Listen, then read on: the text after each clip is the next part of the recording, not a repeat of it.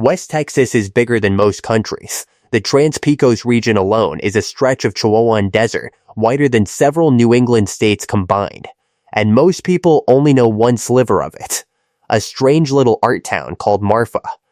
Drive the back roads around it, and the desert gets stranger fast. There is a town in this corridor that was once run, unofficially but proudly, by a beer-drinking goat with clear political ambitions. There is a fake Prada boutique standing alone on a highway, fully stocked, permanently locked, with no one ever allowed to buy anything inside. There is a silver boomtown that once produced 90% of an entire state's silver supply, and then all but disappeared. Make sure you stick around for the #1 spot, because that is the story that gave this whole stretch of desert its reputation in the first place. Glowing lights that have been chased, photographed, and investigated for over 140 years, and never fully explained. Welcome to Forgotten Corners, where we dig up the strangest, most overlooked places on the map. If you haven't subscribed yet, do it now, because we post deep dives like this every week. Today we're counting down 6 of the strangest, most isolated places hiding in the desert around Marfa, Texas.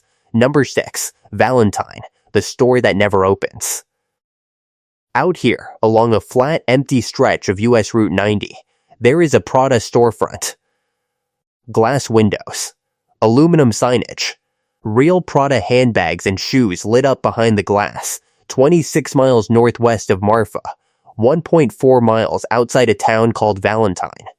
It has never sold a single item. It never will. 2 artists, Elm Green and Dragset, built it in 2005 as a permanent art installation, at a cost of $120,000. Their original plan was for the building to slowly rot back into the landscape, unmaintained, a comment on consumerism decaying in real time. That plan lasted about one night. Vandals broke in before the paint had even settled, stole 6 handbags and 14 shoes, and spray-painted dumb across the wall. The artists gave up on decay and started protecting the thing instead. Here's the wild part. Miuccia Prada herself picked out the merchandise inside, chosen to match the desert's sandy tones. And every single pair of shoes on that shelf is for the right foot only. Nobody is meant to wear them. Nobody is meant to buy them. They are simply there, forever, in a locked box in the middle of nowhere. It is still standing today, unchanged, camera monitored, visited by thousands of confused and delighted tourists a year. A local caretaker named Boyd Elder watched over it until 2018. Somewhere out there, there is a fully stocked luxury store with nothing for sale and no one inside, and the desert around it does not care even a little. Number 5. Legitas, the goat in office. In the early 1980s, a Houston businessman named Walter Mischer owned the entire town of Legitas and wanted to turn it into a resort. To generate some buzz, he staged a mock mayoral election. The candidates included his friend Tommy Steele, a wooden cigar store Indian, a dog named Buster, and a goat. Steele won the first election. The goat won the next one, by a landslide, and from that point on, Legitas, population under 100, had a goat for mayor. His name was Clay Henry. His job, more or less, was to stand in his pen next to the Legitas trading post and drink beer handed to him by tourists. Here's the thing about small-town politics, with no term limits. Clay Henry reportedly drank between 35 and 40 beers a day. According to the man who ran the trading post, the original Clay Henry died in 1992, killed by his own son during rutting season over a female goat. His grandson, Clay Henry III, was later castrated in the night by a jealous local who couldn't stand watching good beer go to a goat. The man was arrested. The goat's testicles turned up in his freezer. As of a couple of years ago, a 4th Clay Henry was reportedly still serving, still drinking, still technically the mayor. Somewhere on the Texas border, democracy has cloven hooves. Number 4. Candelaria, the town at the end of the road. Candelaria sits at the literal end of Farm Road 170, 50 miles of 2-lane highway from the nearest town of Presidio, on the north bank of the Rio Grande. It didn't get its first paved road until 1985. Its population is so small it doesn't register on the US Census. The town began in 1868 as a farm settlement called Galena, growing grain to sell to nearby army forts. By 1910, it had grown to a proper community, 543 people, a general store, a church, a school. An army cavalry post went up overlooking the town in 1916 during the tension of the Mexican Revolution. When the cavalry left in 1919, the town started shrinking, and it never really stopped.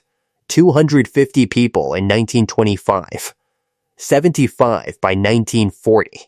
By the late 1980s, a 2-room schoolhouse, 1 store, 1 church, and a scatter of adobe houses. Here is what made Candelaria genuinely unusual. Directly across the Rio Grande sits a small Mexican town, San Antonio del Bravo, and for decades the two were connected by a footbridge. Candelaria residents crossed it to buy groceries. Some sent their kids to school over there. It was an unofficial, quietly tolerated border crossing that worked fine for generations until 2008 when US Border Patrol tore it down. Their chief called it a possible route for terrorists, drug traffickers, and illegals. The bridge is gone. The need for it isn't. Some residents still cross today, hand over hand, along a set of exposed steel cables strung across the river. No footbridge, no official crossing, just a wire and the water underneath it. The church, the old school, and the adobe houses are all still standing, and a handful of people still call the town home. Candelaria didn't get erased. It just got quietly cut off from the one thing that made it functional, and the people who live there found another way across anyway. If you're finding this desert corridor as strange as we are, drop a thumbs up and let us know in the comments which of these places surprised you the most. We read every one. We're only halfway through the list, and the tone is about to shift. Up next, a boomtown that produced almost all of a state's silver, and then almost nobody. Number 3, Shafter, the richest acre in Texas. In September of 1880, a freighter-turned-prospector named John Spencer found silver ore in the Chinati Mountains and showed it to Colonel William Shafter, commander at Fort Davis. Shafter had it assayed. It was profitable. He brought in 2 army friends. They petitioned the state for land, and because none of them had the capital or the expertise to actually mine it, they leased the ground to a California mining group in 1882. That group became the Presidio Mining Company. A town grew up around the mine, and it took Shafter's name. The numbers here are almost absurd. Between 1883 and 1940, the Presidio mine produced just under 31 million ounces of silver. At its peak in 1940, Shafter had a population of roughly 4,000 people. It paid the highest tax assessments in the entire county. This was, by most measures, the most successful silver mining operation Texas ever had. And then it just stopped mattering. Rising costs, a shortage of miners, and labor disputes closed the mine in the 1940s. Right around the same time, 2 nearby military bases shut down. The town that had depended on both the mine and the military lost both at once. By 1949, Shafter's population had collapsed from 4,000 to 20. Here's the detail that stops people cold. The Shafter mine is estimated to have produced 90% of Texas's entire historical silver output. 90% of a state's silver. Traced back to one small mountain town most Texans have never heard of. The Sacred Heart of Jesus Catholic Church, built in 1888, still holds Mass on the 3rd Sunday of every month. A handful of families remain. The mine ruins are still there. Quiet, half swallowed by sagebrush and ocotillo. Hollywood found it useful for exactly that reason. Parts of the Andromeda Strain and There Will Be Blood were both filmed here, using a real ghost town to play a fictional one. Shafter produced almost all of a state's silver, and today it can't even produce a full congregation. Number 2, Terlingua, the mercury town that poisoned its own people. Cinnabar showed up in these canyons in the mid-1880s, and it didn't take long for the mining companies to arrive. because cinnabar produces mercury, and mercury was valuable. The Chisos Mining Company took over, and Terlingua boomed to roughly 2,000 people almost overnight. By 1922, this one stretch of Texas desert was producing about 40% of all the mercury mined in the entire United States. Here's the part the postcards don't mention. Mercury vapor is toxic. The men working these mines, many of them Mexican immigrants, were breathing it in daily, for years, with no protection and no real understanding of what it was doing to them. Their life expectancy dropped into their 30s and 40s. Between 1919 and 1941 alone, the Chisos Mining Company pulled nearly 40,000 flasks of mercury out of the ground, and every flask represented men whose bodies were quietly failing while they worked. The cemetery that grew up next to the mine earned the nickname Boot Hill for a reason. It fills up fast when your workforce is being slowly poisoned. After World War I, mercury prices crashed. By the 1930s, most of the mines had shut down. People left in waves. By 1994, only 25 people were left in what had once been a town of 2,000. And then something strange happened. A chili cook-off, started in 1967 by a group that included car manufacturer Carroll Shelby, slowly turned into a nationally known event. Big Bend National Park opened up next door.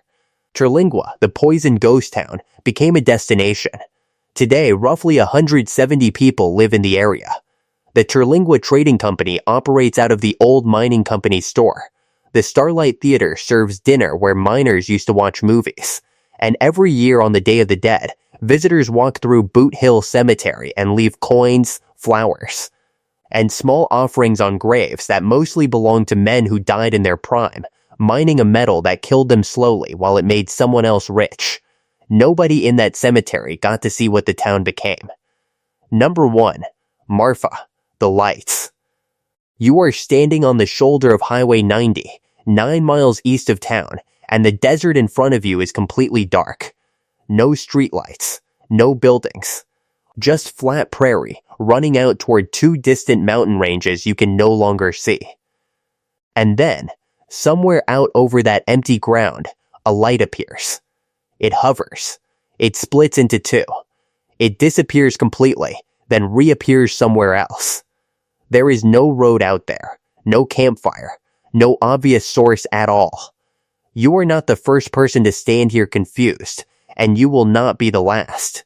The first recorded sighting was in 1883, when a young cowhand named Robert Reed Ellison saw a dancing light while driving cattle across the plains, and was spooked enough to tell the whole town about it. Investigators went looking for a campfire. They found no ashes. In the summer of 1919, cowboys rode out looking for the source, and found nothing. During World War I, some feared the lights were signals meant to guide an invasion. During World War II, pilots training at the nearby Midland Army Airfield searched from the air and came up with nothing either. A surveying engineer triangulated the lights that same year, in 1883, and confidently declared them kerosene lanterns on a rancher's property. The locals never fully bought it, and honestly, neither should you. That explanation doesn't cover sightings from before there were headlights on this road at all. Here's where modern science actually gets somewhere. Between 2000 and 2008, researchers concluded that at least some sightings match automobile headlights on Highway 67, bent and distorted by layers of warm and cool desert air. An effect similar to a mirage, it is a real documented phenomenon, and it likely explains a portion of what people see out here now. What it does not explain is the reports from decades before there were enough cars on that road to produce them. That gap is exactly why, 140 plus years later, nobody has closed this case. James Dean, filming Giant here in 1956, was reportedly so obsessed with the lights that he kept a telescope in his hotel room.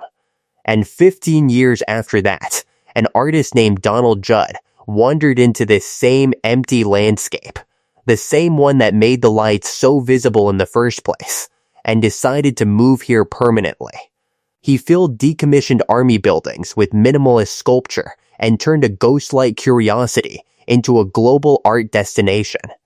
Marfa's population today sits at 1,788 people, a fraction of its wartime peak of 5,000. The town survived on cattle, then the military, then art. But ask anyone standing at that viewing center after dark what actually brought them here. And it is never the sculpture, it is the lights.